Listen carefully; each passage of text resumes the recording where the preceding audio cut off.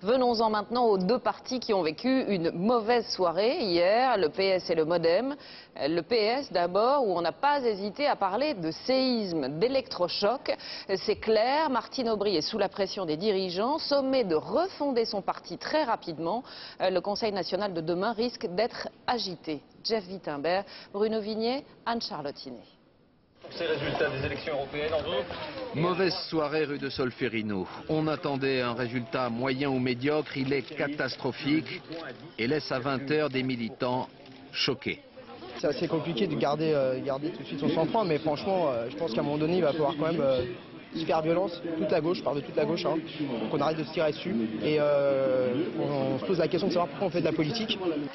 Le visage triste des responsables du parti. Sonné, tel un boxeur, Benoît Hamon, le porte-parole du PS, il sait qu'il ne retrouve pas son siège d'eurodéputé. Très vite, l'analyse succède à l'émotion avec deux sons de cloche. Côté direction du parti, il faut sauver le soldat Aubry. À moins de la considérer comme une superwoman, c'était difficile pour elle de rattraper d'un seul coup des années de difficultés et de division. D'autres sont beaucoup moins indulgents.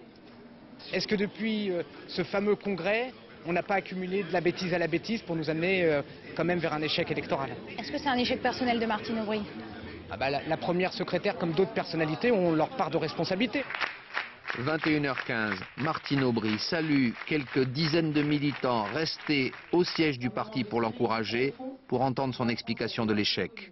Je crois que chacun doit en tirer et en tenir. Tout en restant à sa tête, Martine Aubry promet d'accélérer la refondation du parti pour répondre d'une façon ou d'une autre au message des électeurs. Ils ont dit, écoutez, allez vous faire voir.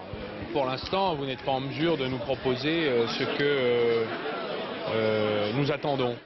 Parmi les défaites les plus cuisantes, Harlem Désir, tête de liste en Ile-de-France, obtient moins de 14%, 7 points derrière Daniel Cohn-Bendit. Vincent Payon, dans la région sud-est, est également distancé par la liste Europe Écologie.